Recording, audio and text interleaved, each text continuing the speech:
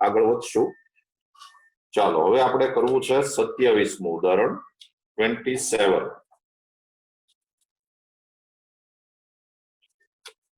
હવે 27 જે છે એ ઉદાહરણમાં જો તમે ઉતાવળે વાંચો, ખાલી આમ ફટાફટ વાંચો કે હાલો જમવાનું મોડું થાય છે ઝડપથી રકમ વાંચી જાય, તો તમને સમમાં કાંઈ ખબર ન પડે. જરાક શાંતિથી વાંચો તો સમ ખરેખર ડિફિકલ્ટી છે જ નહીં, સાવ નાનક એટલે બહુ સહેલો સમ છે, લખવાનું ઘણું બધું છે.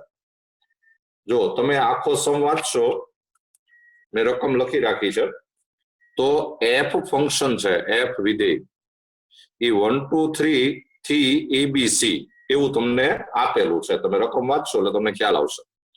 પછી જી વિધેય છે એ એબીસી થી પછી એમ લખ્યું છે કે સફરજન, દડો અને બિલાડી. આપણે સફરજન એટલે એને એપલ કહીએ, દડો છે એને બોલ કહીએ, બિલાડીને આપણે કેટ કહીએ, એટલે આપણે એને ટૂંકમાં એબીસી લખીએ એટલે આપણે લખવામાં સરળતા રહે. એટલે જી વિધેય છે એ એબીસી થી સફરજન, દડો અને બિલાડી એવી રીતે એનો સહપ્રદેશ આપેલો છે. પછી તમે આગળ જે રકમ વાંચશો તો એફ વિધેયમાં તમે એકડો મૂકો તો એ જવાબ આવે છે, એવું એને રકમમાં જ આપેલું છે. તમે જોજો એમાં રકમમાં લખેલું છે. બગડો મૂકો તો બી જવાબ આવે, તગડો મૂકો તો સી જવાબ આવે છે. જી વિધેય છે એ રકમમાં જ આપ્યું છે, એ મૂકો એટલે સફરજન જવાબ આવે છે. આપણે સફરજનને કેપિટલ એ કહેશું. હવે જે લખીએ એમાં કેપિટલ એ લખશું. પછી બી મૂકો તો દડો જવાબ આવે છે, આપણે એને બી કહેશું. અને સી મૂકો તો બિલાડી જવાબ આવે છે, કેપિટલ સી કહેશું. તો આ ટાઈપનું વિધેય આપેલું છે અને આ રકમ છે. ટૂંકમાં તમારી આ રકમ છે એટલે તમે જો શાંતિથી રકમ વાંચી હોય તો તમે જો આ બહુ સહેલી રકમ આપેલી છે. બે વિધેય આપેલા છે, બે ફંક્શન આપેલા છે, ક્રમયુક્ત જોડ આપેલી છે, પેર આપેલી છે. હવે તમને જે પ્રશ્નો પૂછ્યા છે એ એક પછી એક આપણે વાંચતા જઈએ. તો પહેલું તમારે એ કરવાનું છે કે એફ, જી અને જીઓએફ એ વ્યસ્ત સંપન્ન છે એવું આપણે સાબિત કરવાનું છે. વ્યસ્ત સંપન્ન છે એટલે વ્યસ્ત મળે છે, એનું ઇનવર્સ મળે છે એવું આપણે સાબિત કરવાનું છે. હવે આ લોકોએ એની સાબિતી જરા અલગ રીતે આપી છે. જો વ્યસ્ત મળે છે એવું સાબિત બે રીતે થાય. એક આપણે જે શીખ્યા છીએ એ મેં તમને બે રીત શીખડાવેલી છે. તમારે આનું પ્રતિવિધેય મળે છે, આનું ઇનવર્સ ફંક્શન મળે છે એવું તમારે જો પ્રૂવ કરવું હોય તો આ ફંક્શન એક એક અને વ્યાપ્ત છે એવું તમારે પહેલા સાબિત કરવું પડે. 1 1 અને ઓન 2 અને એક એક અને વ્યાપ્ત હોય એટલે એનું પ્રતિવિધેય મળે છે એવું આપણે એક પ્રમેય ભણ્યા છીએ, થિયરમ ભણ્યા છે. એવી જ રીતે આ જી વિધેય છે એક એક અને વ્યાપ્ત છે એવું તમારે સાબિત કરવું પડે એટલે એ પ્રતિવિધેય મળે છે એવું સાબિત થઈ જાય. બીજી રીત એ છે કે તમે સીધું એફ નું પ્રતિવિધેય લખી નાખો, પછી એ બે પ્રતિવિધેયનું તમે સંયોજન કરો તો જવાબમાં તદેવ વિધેય આવવું જોઈએ. આપણે વ્યાખ્યામાં લખેલું છે. વ્યાખ્યામાં આપણે એવું લખેલું છે કે જો એફ અને જી એ બે એકબીજાના પ્રતિવિધેય હોય તો એફ જી તદે વિધેય આવે અને જીઓ એફ તદે વિધેય આવે એવું આપણે ભણ્યા છીએ. એટલે બે રીતે આ પ્રૂવ થઈ શકે. ટેક્સ્ટબુકમાં એ લોકોએ સીધું પ્રતિવિધેય લઈ લીધેલું છે અને પછી એને સાબિત કર્યું છે કે આ એનું પ્રતિવિધેય છે. તો જો આપણે ટેક્સ્ટબુક પ્રમાણે ચાલવું હોય તો આપણે આમ કામ કરીએ.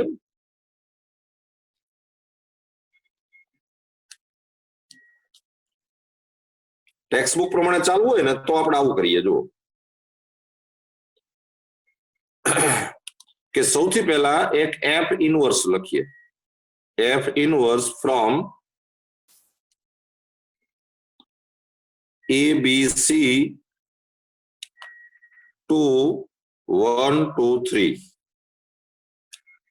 અને એફ ઇનવર્સ આપણે આમ લખીએ કે એફ ઇનવર્સ બરાબર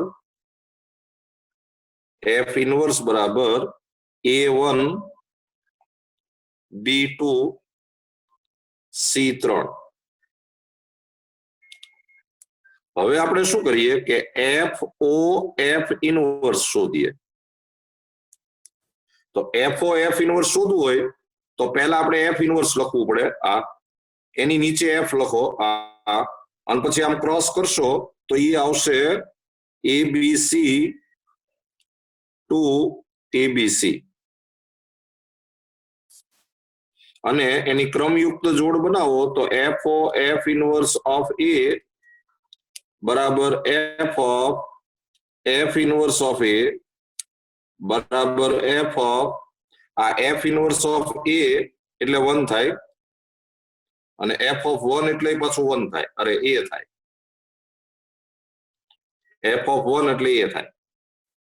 પછી F inverse O F of B લ્યો તો એ થાય F of F inverse of બી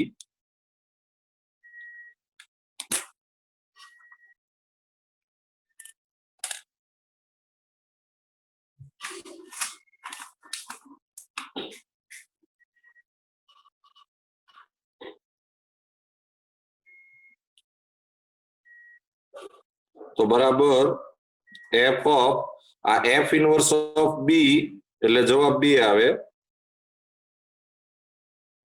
અને એફ ઓફ બે એટલે જવાબ પાછો બી આવે. પછી પાછું F inverse O F of C લ્યો તો F of F inverse of C તો બરાબર એફ ઓફ આ એફ ઇનવર્સ ઓફ સી એટલે જવાબ આવશે 3, અને એફ ઓફ 3 લ્યો એટલે જવાબ આવે સી. તો આ F inverse O F A આમ આવ્યું કે એબીસી ટુ એબીસી અને એફ ઇનવર્સ ઓ એફ બરાબર તમે એ મૂકો તો જવાબ એ આવે, બી મૂકો તો જવાબ બી આવે, સી મૂકો તો જવાબ સી આવે. જો આ એ મૂકો તો જવાબ એ આવે છે. અને આ બેયના પ્રદેશ અને સહપ્રદેશ સરખા, ડોમેઇન અને કોડોમેઇન સરખા, જે મૂકો એ જવાબ આવે. આનો મતલબ જ એમ થાય કે એફ ઇનવર્સ ઓ એફ બરાબર આઈડેન્ટિટી ફંક્શન આવ્યું, તદે વિધેય આવ્યું, અને તદે વિધેય એબીસી નું. તમારે આ બે એકબીજાના પ્રતિવિધિ છે એમ સાબિત કરવું હોય તો તમારે એફ ઓ એફ ઇનવર્સ શોધવું પડે, અને હજી એફ ઇનવર્સ ઓ એફ શોધવું પડે. આ લોકોએ એક જ ફકરાની અંદર બધું લખી નાખ્યું છે, અને એટલા માટે તમને એ દાખલો ન સમજાય. ખરેખર આપણે આ હજી પરિણામ એ કહ્યું, આ દાખલો આમ ગણવા બેસશું એટલે બહુ લાંબો થશે. હવે તમારે શું કરવું પડે કે એફ ઇનવર્સ ઓ એફ શોધવું પડે. તો એના માટે પહેલા એફ લખવાનું, એની નીચે એફ ઇનવર્સ લખવાનું, અને પછી તમે ક્રોસ કરો એટલે 1 2 3 2 1 2 3 આવે, અને પછી એની ગણતરી કરો તમે તો એફ ઇનવર્સ ઓ એફ બરાબર F inverse of F of 1 અને બરાબર F inverse of F of 1. તો એફ ઓફ 1 એટલે એ આવે, અને એફ ઇનવર્સ માં તમે પાછું એ મૂકો એટલે 1 આવે. વધારે ગણતરી હું નથી લખતો, હું સીધું હવે આમ લખી દઉં છું કે એફ ઓફ 2 લેશો તમે તો જવાબ 2 આવશે, અને એફ ઇનવર્સ ઓફ 3 લેશો એટલે જવાબ 3 આવશે. તો આની ઉપરથી આપણે એવું કહી શકીએ કે એફ ઇનવર્સ ઓફ એફ બરાબર તદે વિધેય આવ્યું, અને પ્રદેશ હતો 1 2 3. આ પરિણામ 2. અને પછી તમે કહી શકો કે 1 તથા 2 પરથી એફ વ્યસ્ત સંપન્ન છે, અને આપણે એફ ઇનવર્સ શોધી નાખ્યું કે F inverse from F inverse આવ્યું તમારે એબીસી ટુ 1 2 3, એબીસી 2 1 2 3 અને એ આવ્યું F ઇન્વર્સ બરાબર A1 B2 C3. લ્યો આ આપણે F વિધેય વ્યસ્ત સંપન્ન છે અને એનું પ્રતિવિધેય શોધો, તો આ આપણે એનું પ્રતિવિધેય શોધી નાખ્યું. તમને એને F ઇન્વર્સ શોધવાનું કીધું હતું, આ આપણે શોધ્યું. હવે હું છે ને G ઇન્વર્સ છે એ બીજી રીતે કરાવું છું. G ઇન્વર્સ આમે કરી શકાય, જેમ કર્યું એની જેમ જ આપણે G ઇન્વર્સ શોધવાનું, પણ એક આમે થઈ શકે. જો તમને અત્યારે G વિધેય આમ આપ્યું છે કે G વિધેય છે એ તમને આપ્યું છે ABC ટુ ABC. મારી સાથે લખતા જજો. અને G બરાબર તમને આપ્યું છે આમ કે A મૂકો એટલે A જવાબ આવે, B મૂકો એટલે B જવાબ આવે, C મૂકો એટલે C જવાબ આવે. તો તમારે એક આવું વાક્ય લખવું જોઈએ કે આમાં તમે જુઓ કે જવાબ છે એ રિપીટ થતો નથી. રિપીટ નથી થતો એટલે આ વિધેય એક એક છે. એટલે તમારે ખાલી એક આવું વાક્ય લખવાનું કે પ્રત્યેક x1 x2 belongs to ABC, x1 does not equal to x2 implies g of x1 does not equal to g of x2. તમે અલગ અલગ ઘટકો લ્યો એટલે અલગ અલગ જવાબ આવે છે, અને એનો મતલબ જ એમ થાય કે તેથી G એક એક છે.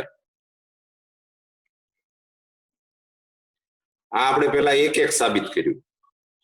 પછી વ્યાપ્ત સાબિત કરવું હોય તો G વિધેયનો વિસ્તાર, તમે વિસ્તાર જોશો, વિસ્તાર એટલે બીજો ઘટક, એટલે વિસ્તાર આવે capital A, capital B, capital C. અને વિસ્તાર અને સહપ્રદેશ એ બે સરખો આવ્યો, કોડોમેન. અને વિસ્તાર અને સહપ્રદેશ સરખો આવે એનો મતલબ G વ્યાપ્ત છે. અને એનો મતલબ એમ થાય કે તેથી G નું પ્રતિવિધેય મળે. એટલે આ G છે એ વ્યસ્ત સંપન્ન છે એવું સાબિત થઈ ગયું. અને હવે તમારે G નું પ્રતિવિધેય શોધવું હોય તો સીધું જ લખવાનું G ઇનવર્સ ફ્રોમ, આ પ્રદેશ અને સહપ્રદેશ ઊંધા જતા થઈ જાય એટલે A B C to A B C, અને G ઇનવર્સ બરાબર G વિધેયમાં તમે A મૂકો તો A આવતો હોય, તો આમાં તમે કેપિટલ A મૂકો તો સ્મોલ a આવે, કેપિટલ B મૂકો તો સ્મોલ b આવે, અને કેપિટલ C મૂકો તો સ્મોલ c આવે. લ્યો આ આપણે પ્રતિવિધેય શોધી દીધું. વ્યસ્ત સંબંધ છે એમ સાબિત કરી દીધું અને પ્રતિવિધેય શોધી દીધું. આ સહેલી રીત પડે. ચોપડીમાં જે કરી છે એ રીત અઘરી પડે, પણ એને રીત જ નથી કરી, ખાલી લખી નાખ્યું છે. એટલે એ દાખલો આમ દેખાવમાં નાનો લાગે, પણ ખરેખર એ નાનો નથી. તમે ગણો એટલે ઘણું બધું લખવાનું આવે. હજી તમારે દાખલામાં ગણ્યા જ કરવાનું છે, કારણ કે એમાં ઘણું બધું પૂછ્યું છે. આ આપણે F વિધેય વ્યસ્ત સંપન્ન છે એમ સાબિત કર્યું, અને એનું પ્રતિવિધેય મેળવી લીધું, F ઇનવર્સ મેળવ્યું. આ પછી G છે એ વ્યસ્ત સંપન્ન છે એમ આપણે સાબિત કર્યું, અને એનું પ્રતિવિધેય મેળવ્યું. હજી તમે આગળ રકમ વાંચશો તો GOF વિધેય વ્યસ્ત સંપન્ન છે એવું તમારે સાબિત કરવાનું છે. તો હવે આપણે પહેલા GOF વિધેય શોધવા માંડીએ.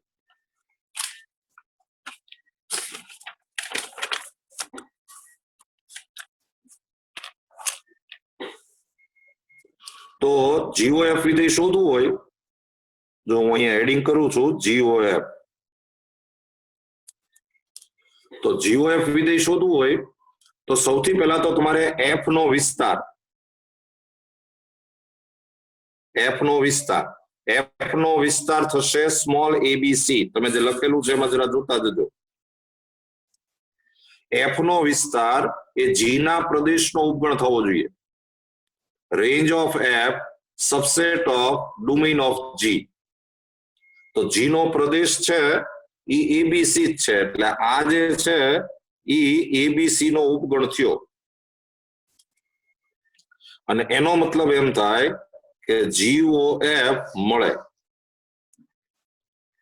અને હવે તમારે GOF શોધવું હોય તો GOF ફ્રોમ, તો પહેલા F લખવું પડે, જે મેં લખ્યું જ છે. જુઓ અહીંયા આ F લખ્યું છે, એની નીચે G લખ્યું છે, અને આમ ક્રોસ કરશો એટલે તમારે વિધેય આવશે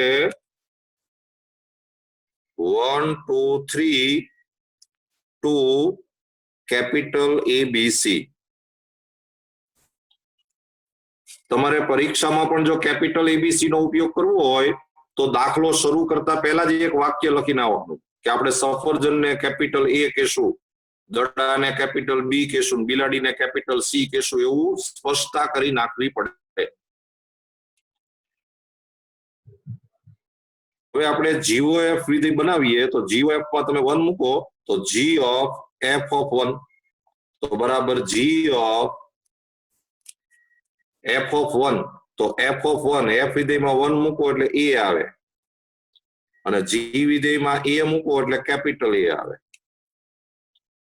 પછી GOF of 2 તો બરાબર G of f of 2 તો બરાબર G of f of 2 લ્યો એટલે જવાબ B આવે, અને G of B લ્યો એટલે જવાબ કેપિટલ B આવે.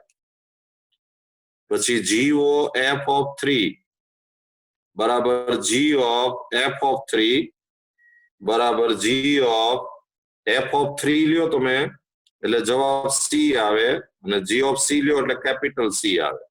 એટલે GOF વિધેય આમ મળ્યું કે તમે 1 લ્યો તો કેપિટલ A આવે, 2 લ્યો તો કેપિટલ B આવે, અને 3 લ્યો તો કેપિટલ C આવે. આ આપણે GOF વિધેય શોધ્યું. તમે કટકે કટકે રકમ વાંચશો ને તો આખા સ્વાધ્યાય જેવડો દાખલો છે, એક આખી એક્સરસાઇઝ જેવો દાખલો છે. હવે તમારે પાછું એમ સાબિત કરવાનું છે કે આ GOF વિધેય વ્યસ્ત સંપન્ન છે, એટલે એનું પ્રતિવિધેય મળે. આપણે બીજી રીત કરશું. તમે જુઓ કે આમાં જવાબ છે રિપીટ નથી થતા, એટલે તમારે એક આવું વાક્ય લખી નાખવાનું કે પ્રત્યેક x1 x2 belongs to 1 2 3 પ્રદેશમાંથી લેવાના, અને x1 does not equal to x2 implies GOF of x1 does not equal to GOF of x2. આ જે GOF વિધેય છે એમાં તમે અલગ અલગ ઘટક લ્યો એટલે અલગ અલગ જવાબ આવે છે, અને એનો મતલબ જ એમ થાય કે GOF એક એક છે.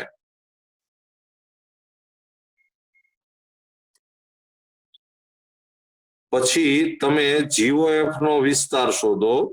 આ 1 1 થયું. GOF નો વિસ્તાર શોધો, રેન્જ. તો GOF ની રેન્જ આવશે કેપિટલ ABC, અને આનો સહપ્રદેશ છે એ પણ કેપિટલ ABC છે, એટલે આ એનો ઉપગણ થયો. ઉપગણ નહીં, હરખું થયું, સોરી, સરખું થયું. સહપ્રદેશ એમ લખી નાખો ને સીધું, બરાબર સહપ્રદેશ, કોડોમેઇન. અને એનો મતલબ જ એમ થાય કે તેથી GOF વ્યાપ્ત છે, onto છે. GOF is an onto function, અને તેથી GOF નું પ્રતિવિધેય મળે. Inverse of GOF exist. અને હવે તમારે GOF નું પ્રતિવિધેય શોધવું હોય, કીધું જ છે આપણને એનું પ્રતિવિધેય, તો ઈ આવશે capital ABC to small abc, અને GOF નો ઇનવર્સ બરાબર, તમને ખબર છે કે તમારે એની ક્રમયુક્ત જોડ લખવી હોય તો આ બધી ઊંધી થઈ જાય. અહીંયા 1 મૂકો તો A આવે, તો આમાં A મૂકો તો 1 આવે. પછી B મૂકો, સોરી, GOF માં એક મિનિટ, GOF છે એમાં કેપિટલ ABC2 1 2 3 આવશે 1 2 3 આ ઊંધું થઈ જાય ને GOF આ કેપિટલ ABC2 1 2 3 એટલે A મૂકો તો 1 આવશે B મૂકો તો 2 આવશે C મૂકો તો 3 આવશે આ આપણે GOF નું પ્રતિવિધેય શોધ્યું તમે રકમ વાંચતા જજો આ બધું પૂછ્યું જ છે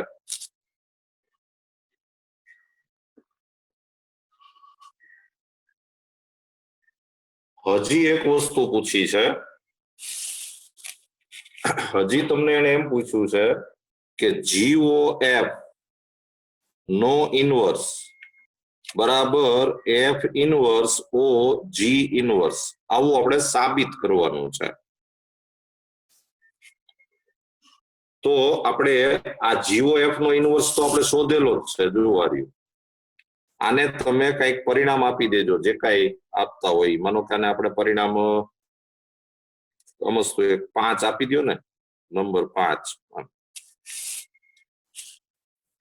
તો GOF નો ઇનવર્સ તો આપણે શોધેલું જ છે હવે આપણે ખાલી F inverse O G inverse શોધવાનું છે તો F inverse O G inverse from આમ તો પેલા મળે કે કેમ ઈ પેલા ચેક કરવું જોઈએ પણ ઈ મળે જ છે તો આના માટે તમારે પેલા G ઇનવર્સ લખવું પડે પછી F ઇનવર્સ લખે અને પછી ક્રોસ કરવો પડે તો G ઇનવર્સ જે છે ઈ ક્યાં લખેલું છે આ રહ્યું જો આ G ઇનવર્સ છે અહીંથી અહીંયા એની નીચે F ઇનવર્સ લખવું પડે આવડું આ અને પછી તમે ક્રોસ કરશો તો આ આવશે કેપિટલ ABC થી 1 2 3 પેલા આ વિધેય એની નીચે આ વિધેય અને પછી ક્રોસ કરવાનું તમને આવડે જ છે બધું દાખલામાં કાંઈ નથી તો હવે ક્રમયુક્ત જોડ બનાવો તો F inverse O G inverse of capital A તો બરાબર F inverse of G inverse of capital A તો બરાબર F inverse of G inverse માં તમે કેપિટલ A મૂકો એટલે સ્મોલ a જવાબ આવે અને F ઇનવર્સ માં A મૂકો એટલે 1 જવાબ આવે ઈ જો અહીંયા છે પાછો આપણે શરૂઆતમાં જે દાખલો ગણ્યો તો ત્યાં A મૂકો એટલે 1 આવે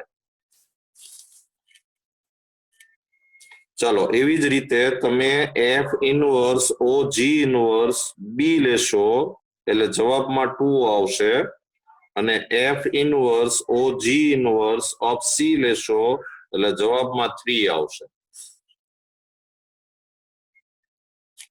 અને તો પછી F inverse O G inverse તમને વિધેય આમ મળ્યું કે તમે કેપિટલ A મૂકો તો જવાબ 1 આવે કેપિટલ B મૂકો તો જવાબ 2 આવે કેપિટલ C મૂકો તો જવાબ 3 આવે આને પરિણામ 6 કહી દો અને તમે જુઓ 5 અને 6 બે સરખા જ છે જો અહીંયા આ 5 અને આ 6 બે સરખા છે એટલે 5 તથા 6 પરથી આપણે આ સાબિત કરી દીધું કે GOF નો ઇનવર્સ બરાબર F inverse O G inverse લ્યો આ એક મહા દાખલો આપણે પૂરો કર્યો એકવાર તમે દાખલો આખો વાંચી લ્યો શાંતિથી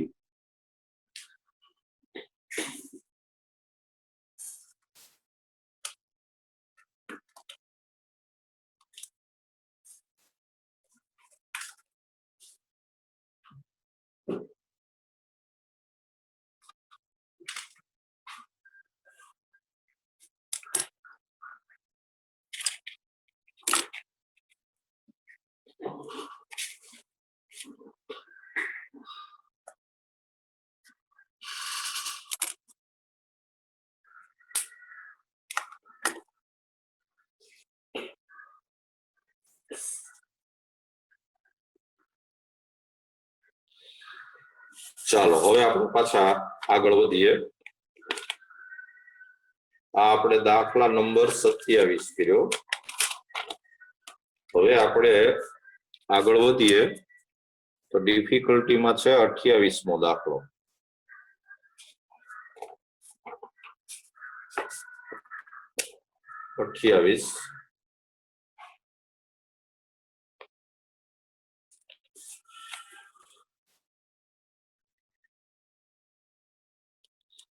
અઠ્યાવીસમાં દાખલામાં એક વિધેય આપ્યું છે f ફ્રોમ s થી s. એમાં s ગણે આપી દીધો છે. s એટલે 1 2 3. પછી એમાં આપણે એ દાખલો છે, એમાં તમને f બરાબર આવું આપેલું છે કે 1 1 પછી 2 2 અને 3 3. બહુ જાજુ લખીશ નહીં, સીધું કહી દઉં છું. તમને પ્રશ્ન એમ પૂછ્યો છે કે આનું પ્રતિવિધેય મળે કે ન મળે, અને મળે તો શોધવાનું છે. તો મોઢે કહી દઉં છું, પછી તમે લખી નાખજો. તમે જુઓ આમાં જવાબ રિપીટ નથી થતો. એટલે ચાલો હવે આ વિધેય છે ઈ એક એક છે, જવાબ રિપીટ થતો નથી, એટલે એક એક છે. આનો વિસ્તાર 1 2 3 થાય, રેન્જ છે એ 1 2 3 થાય, અને વિસ્તાર અને સહપ્રદેશ બે સરખા થયા એટલે વ્યાપ્તય છે. એટલે તમારે ખાલી આમ લખવાનું જ છે કે f 1 1 અને વ્યાપ્ત છે, અને તેથી f ઇનવર્સ મળે.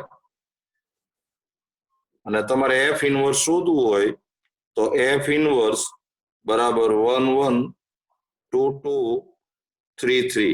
લ્યો, આ એનું પ્રતિવિધેય મળી ગયું. આ ખરેખર ડિફિકલ્ટી હતી જ નહીં. આ કઈક જેને પણ પૂછી છે એ કઈક સમજી નથી શક્યા. એવી જ રીતે આની અંદર બી દાખલો છે કે બી ની અંદર તમને f બરાબર આમ આપ્યું છે કે 1 2 પછી 2 1 અને પછી 3 1 આમ આપ્યું છે.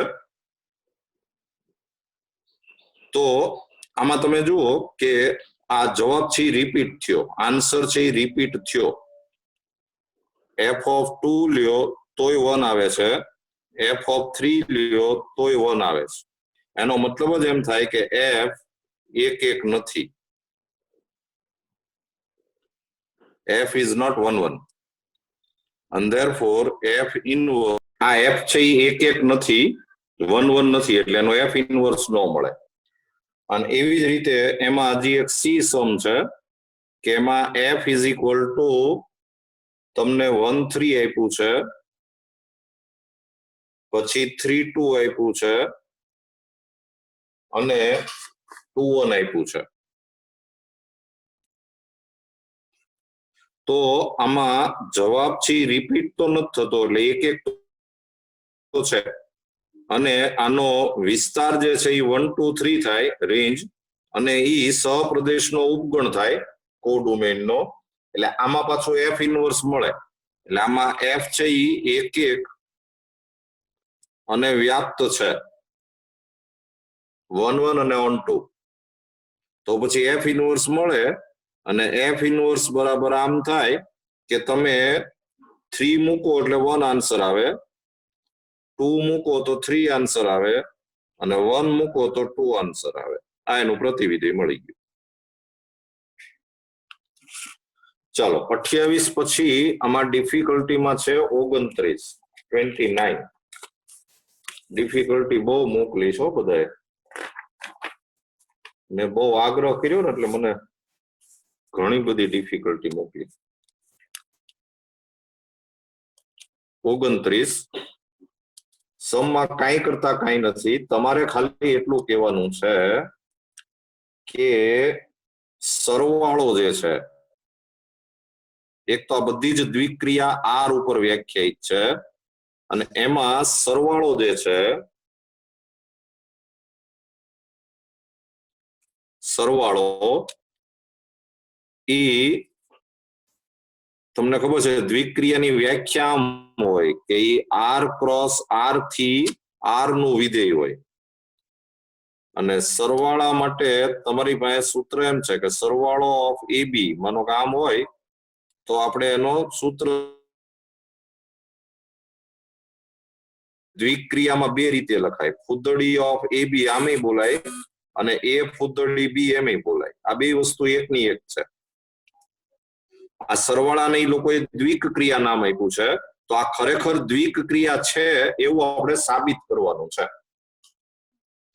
હવે આ સરવાળો છે એ દ્વિક ક્રિયા છે એ કેવી રીતે સાબિત કરાય કે તમે આ એ અને બી બંને આર માંથી લ્યો, આ સૂત્ર લગાડો તો આન્સર છે એ પાછો આર માંથી જ આવવો જોઈએ. એને દ્વિક ક્રિયા કહેવાય. આપણે દાખલા ગણેલા છે. આ બે ઘટક આર માંથી લ્યો, આ સૂત્ર લગાડો અને જવાબ આર માં જ આવવો જોઈએ. તો તમને ખબર છે કે તમે બે કોઈ વાસ્તવિક સંખ્યા લ્યો, રિયલ નંબર્સ, એને પ્લસ કરો તો આન્સર છે એ રિયલ નંબર જ આવે. એટલે તમારે ખાલી આટલું લખવાનું છે કે પ્રત્યેક A B belongs to R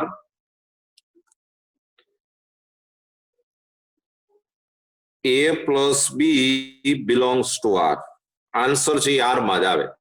અને એનો મતલબ એમ થાય કે પ્લસ એ દ્વિક ક્રિયા છે.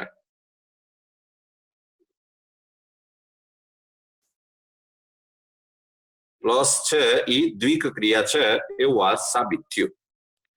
એવી જ રીતે આપણે ઇન્ટુ મલ્ટીપ્લાય, એ પણ આર ક્રોસ આર થી આર નું વિધેય હોય એને જ દ્વિક ક્રિયા કહેવાય. અને સૂત્ર ગુણાકાર નું આમ હોય કે ગુણાકાર ઓફ એ બી બરાબર એ ગુણ્યા બી. તો આમાં આની જેવું જ વાક્ય લખવાનું કે પ્રત્યેક A B belongs to R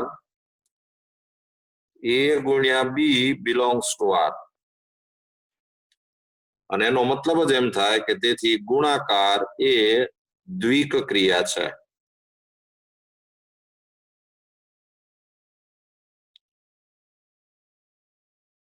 પછી બાદબાકી છે. તો બાદબાકી from R cross R to R અને બાદબાકી of A B is equal to ફોર્મ્યુલો થાય એ માઇનસ બી.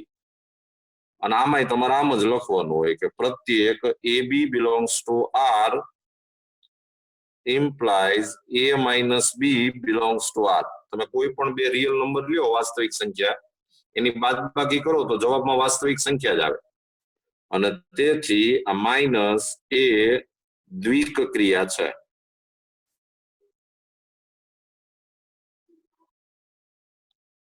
પછી એને એમ કીધું છે કે ભાગાકાર છે એ દ્વિક ક્રિયા નથી. આમ ભાગાકાર છે આર ક્રોસ આર થી આર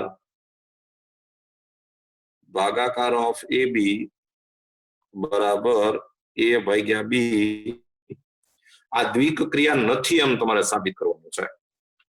તો એ સાબિત કરવું બહુ સહેલું છે. કારણ કે જો તમે બી બરાબર 0 લ્યો તો આ એ અપન બી છે એ આર માં નો આવે, બાકી બધે આવે. તમે જો આ બી બરાબર 0 લ્યો, જો બી છે આ 0 છે એ આર માં છે, પણ તમે એ અપન 0 કરો તો પાછો આર માં જવાબ નો આવે. અને એનો મતલબ જ એમ થાય કે તેથી જો બી બરાબર 0, જો બી બરાબર 0 તો ભાગાકાર એ દ્વિક ક્રિયા નથી. અને હજી એક એને પ્રશ્ન પૂછ્યો છે કે શૂન્યતર, એટલે તમે જો શૂન્ય સિવાયની સંખ્યા લ્યો તો પાછો ભાગાકાર છે દ્વિક ક્રિયા છે. તો એ તમારી જાતે લખી નાખજો. એમાં તમારે આ આર ક્રોસ આર નથી લેવાનું, પણ આ આર છે એ શૂન્ય સિવાયની સંખ્યા, એટલે આપણે એને આર ફૂદડી કહીએ છીએ. જો હું તમને લખી દઉં છું કે આર સ્ટાર બરાબર શૂન્યતર વાસ્તવિક સંખ્યા.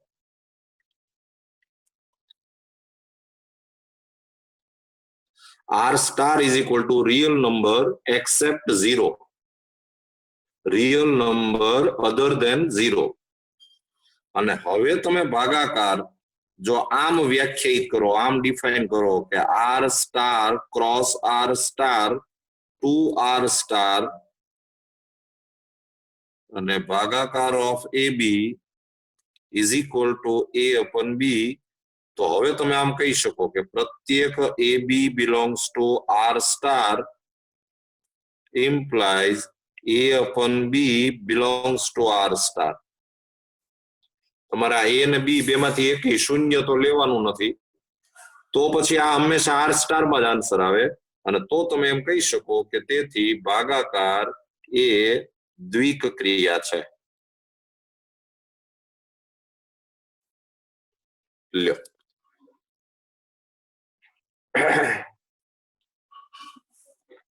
ચાલો પછી આપણે દાખલો છે 31મો. એમાંય કઈ નથી. 31મા દાખલામાં એને એક દ્વિક ક્રિયા આપેલી છે, નામ આપ્યું છે આવું, બોલતા ન આવડે એવું, r cross r to r, અને ફોર્મ્યુલા આપ્યું છે એને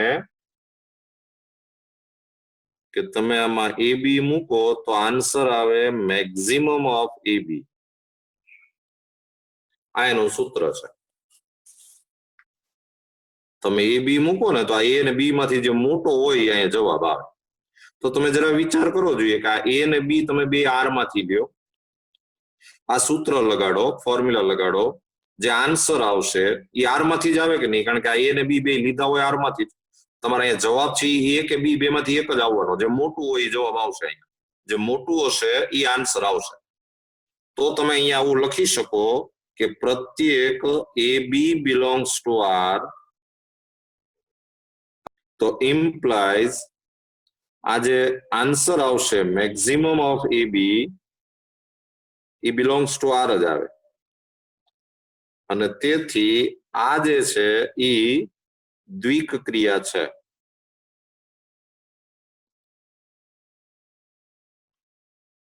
એવી જ રીતે એની અંદર આ જ 33મા દાખલામાં એક બીજી દ્વિક ક્રિયા આપી છે, જેમાં સંકેત આવો છે, અને એને આમ આપ્યું છે r ક્રોસ r થી r, અને સૂત્ર એમ આપ્યું છે કે આવું ઓફ a b બરાબર મિનિમમ ઓફ a b. તો આ પણ દ્વિક ક્રિયા છે, તમે જાતે લખી નાખજો, તમને આવડશે લખતા. ચાલો હવે આપણે દાખલો ગણીએ 31મો. ચાલો હવે 31.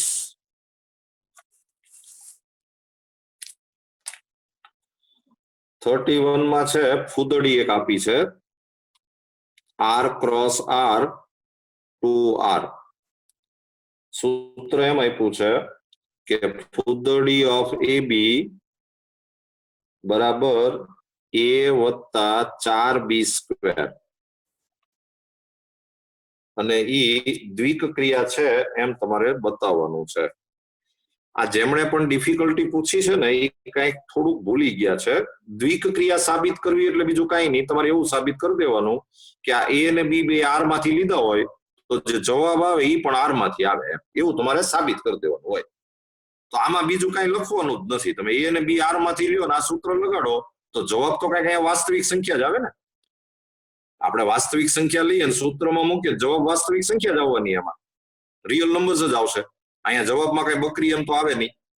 એટલે તમારે ખાલી એક આવું લખવાનું જ છે કે પ્રત્યેક a b belongs to r implies a plus 4b square belongs to r, અને તેથી ફૂદડી એ દ્વિક ક્રિયા છે.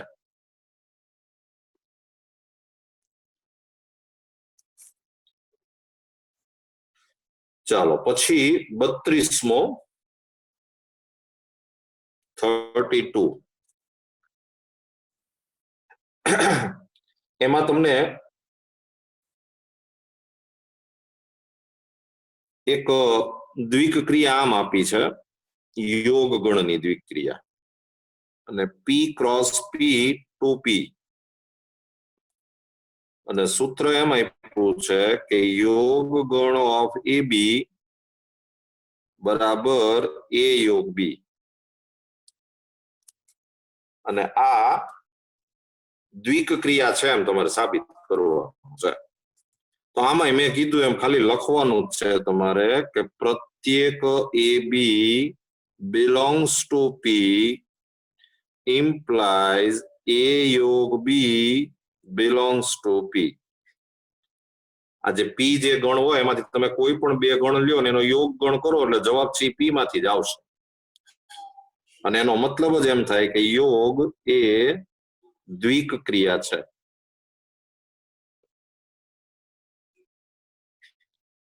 Binary operation. ઇંગ્લિશ મીડિયમ વાળા એની રીતે લખજો પછી બાઇનરી ઓપરેશન. પછી એવી જ રીતે એક આમાં એક ગણ આપ્યો છે છેદ ગણ. તો એ છે P cross P to P. હું જરા સમજાય એવી રીતે લખું છું.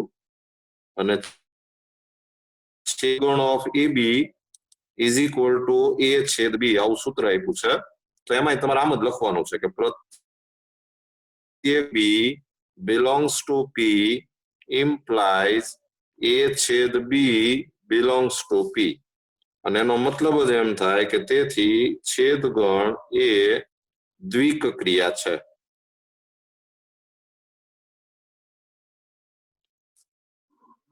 લ્યો આ એક 31મું ઉદાહરણ. પછી આમાં ઉદાહરણ આપ્યું છે 32મું સોરી. પછી છે 34મું. 33મું જ નહોતું તોય મેં કરાવી દીધું.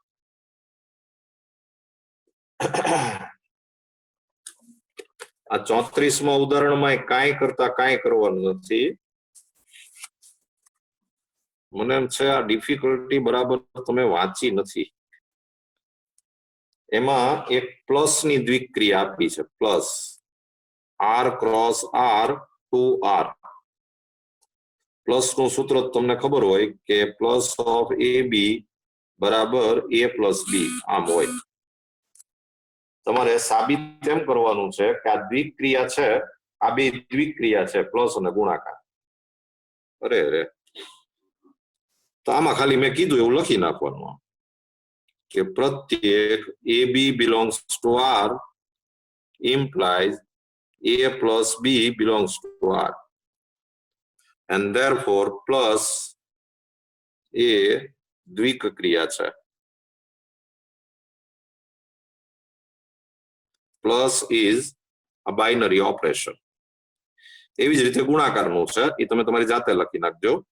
પછી એને એક બાદબાકીનું કીધું છે કે બાદબાકી from R cross R to R અને બાદબાકી ઓફ AB સોરી આ દ્વિક ક્રિયા છે એમ સાબિત નથી કરવાનું, સમક્રમી છે એમ સાબિત કરવાનું છે. એટલે આમાં દ્વિક ક્રિયા નથી પૂછ્યું, સમક્રમી દ્વિક ક્રિયા છે એમ પૂછ્યું છે. એટલે આ લખવાની જરૂર નથી. આ સમક્રમી છે એવું તમારે સાબિત કરવાનું છે. તો સમક્રમી માટે તો આપણે આવું સાબિત કરી શકીએ કે તમે પ્લસ ઓફ AB લ્યો તો સૂત્ર લગાડો એટલે A પ્લસ B આવે. તો A પ્લસ B અને પાછું B પ્લસ A કહેવાય અને B પ્લસ A કહેવાય તો પછી પ્લસ ઓફ B A કહેવાય.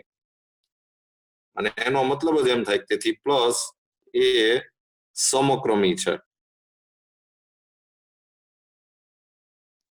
કોમ્યુટેટિવ. પ્લસ ઇઝ આ કોમ્યુટેટિવ.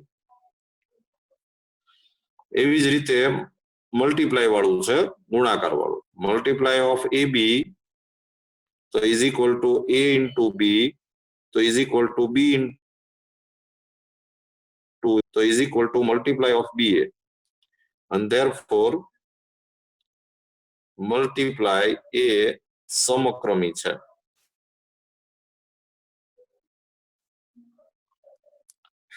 લખતા જજો બરાબર. પછી બાદબાકી છે માઇનસ. તો minus of AB is equal to તમને સૂત્ર આપ્યું હોય A માઇનસ B અને તમારે એમ કહેવાનું છે આ સમક્રમી લઈ લ્યો કે માઇનસ ઓફ 2 3 લ્યો તો જવાબ આવે 2 ઓછા 3 એટલે કે માઇનસ 1 અને માઇનસ ઓફ 3 2 લ્યો તો જવાબ આવે 3 ઓછા 2 તો જવાબ આવે 1. આ બે હરખા નો આવ્યા એટલે તેથી માઇનસ એ સમક્રમી નથી.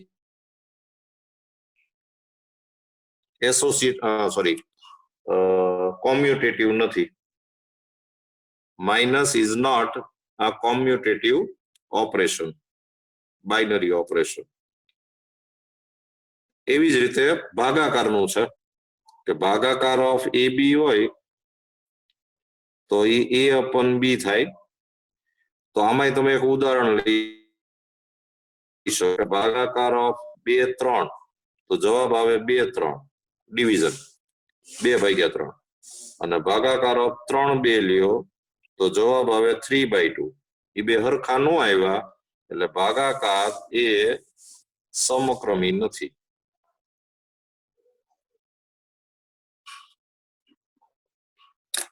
સમજૂતીનો પ્રશ્ન હતો ખાલી, આમ તો કઈ દાખલામાં કઈ હતું જ નહીં. તમે બરાબર વાંચ્યું ન હોય એટલે આ તકલીફ થાય. તો આજે આપણે 34 દાખલા સુધી કર્યું.